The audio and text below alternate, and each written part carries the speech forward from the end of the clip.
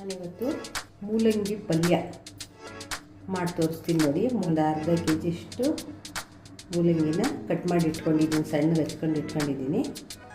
ಅದಕ್ಕೇನೇನು ಸಾಮಗ್ರಿಗಳು ಬೇಕು ಅನ್ನೋದು ತೋರಿಸ್ತೀನಿ ನೋಡಿ. ಕೊತ್ತಂಬರಿ ಸೊಪ್ಪು, ಕಾಯಿ ತುರಿ, ಒಂದು 5 ಹಸಿರು ಮೆಣಸಿನಕಾಯಿ, 1 ಗೆಡ್ಡೆ ಬೆಳ್ಳುಳ್ಳಿ, 1 ಸ್ಪೂನ್ ಜೀರಿಗೆ, ಕರಿಬೇವು, ಈರುಳ್ಳಿ, ಸಾಸಿವೆ, ಅರಿಶಿನ, ಉಪ್ಪು, ಜೊತೆಗೆ ಕಡಲೆಬೇಳೆ, ಉದ್ದಿನಬೇಳೆ ಮತ್ತು ಒಗ್ಗರಣೆಗೆ ಎಣ್ಣೆ.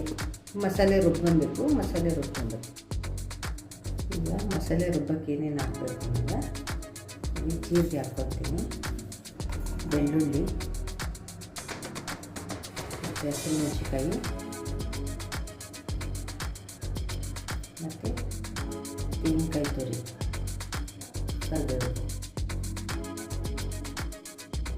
ಕರಿಬೇವು, ಸ್ವಲ್ಪ ಉಪ್ಪು ಇಷ್ಟು ಹಾಕಿ ಮಿಕ್ಸಿಲಿ ಗ್ರೈಂಡ್ ಮಾಡ್ಕೊಂಬಿಡ್ತೀನಿ. ಮೂಲಂಗಿ ಪಾತ್ರೆ ಇಟ್ಟಿದ್ದೀನಿ. ನಾನು ಇವಾಗ ಇದ್ರೊಳಗೆ ಮೂಲಂಗಿ ಹಾಕ್ಕೊಳ್ತೀನಿ.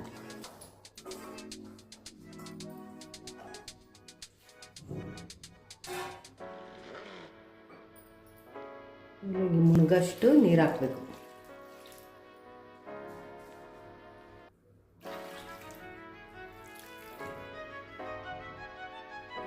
ಅರಿಶಿನ ಪುಡಿ, ಸ್ವಲ್ಪ ಉಪ್ಪು,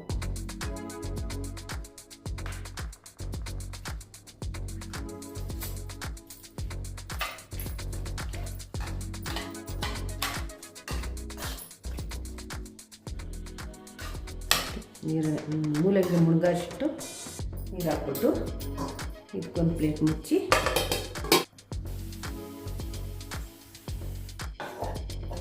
ಚೆನ್ನಾಗಿ ಬೆಂದಿದೆ. ಮೂಲಂಗಿ ಚೆನ್ನಾಗಿ ಬೆಂದಿದೆ. ಇನ್ನು ಬೇರೆ ಪಾತ್ರೆಗೆ ಶಿಫ್ಟ್ ಮಾಡ್ತೀನಿ. 2-3 ಸ್ಪೂನ್ ಆಯಿಲ್ ಹಾಕ್ತೀನಿ.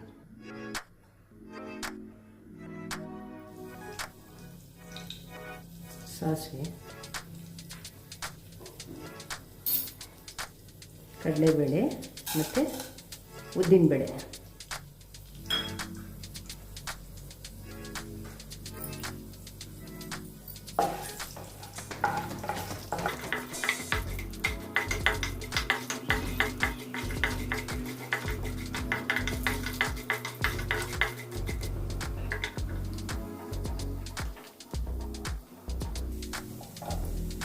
ಕರಿಬೇವು,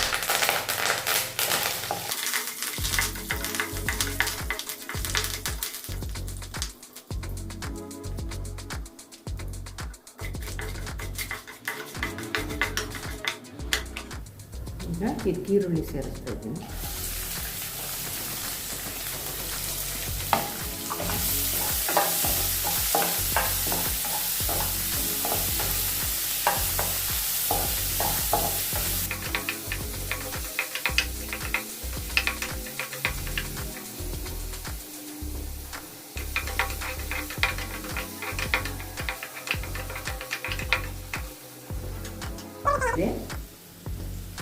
ಈಗ ನಾನು ರುಬ್ಬಿಟ್ಕೊಂಡಿದ್ನೆಲ್ಲ ಮಸಾಲೆ ಅದನ್ನ ಮಿಕ್ಸ್ ಮಾಡ್ತೀನಿ.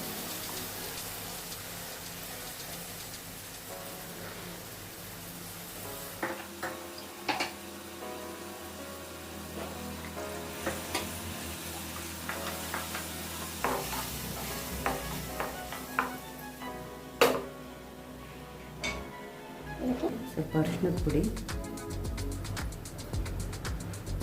ಸ್ವಲ್ಪ ಉಪ್ಪು, ರುಬ್ಬವಾಗಿ ಉಪ್ಪು ಹಾಕಿದ್ದೀನಿ. ಅದಕ್ಕೆ ಸ್ವಲ್ಪ ಹಾಕ್ತೀನಿ.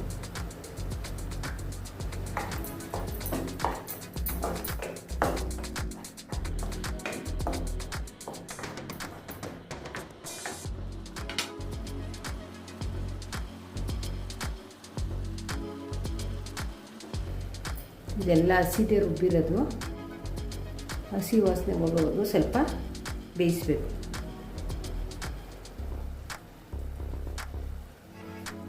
2 ನಿಮಿಷ ಬಿಟ್ಟು ತೆಗಿತೀನಿ ಹೇಗಿದೆ ನೋಡಿ. ಎಣ್ಣೆ ಎಲ್ಲ ತೇಲ್ತಾ ಇದೆ, ಮಸಾಲೆ ಎಲ್ಲ ಚೆನ್ನಾಗಿ ಮಿಕ್ಸ್ ಆಗಿದೆ. ನಾನಿವಾಗ ಇದಕ್ಕೆ ಮೂಲಂಗಿ ಬೇಯಿಸಿಟ್ಕೊಂಡಿದ್ನೆಲ್ಲ ಮಿಕ್ಸ್ ಮಾಡ್ತೀನಿ.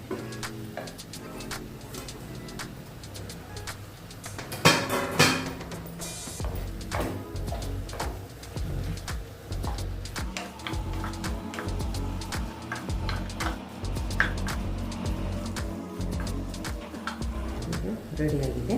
ಮತ್ತು ಸ್ವಲ್ಪ ಕೊತ್ತಂಬರಿ ಸೊಪ್ಪು ಮಿಕ್ಸ್ ಮಾಡಿ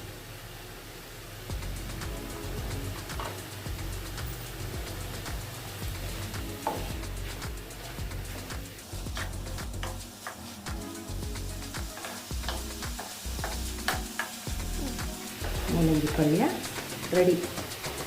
ಮೂಲಂಗಿ ಪಲ್ಯ ರೆಡಿ.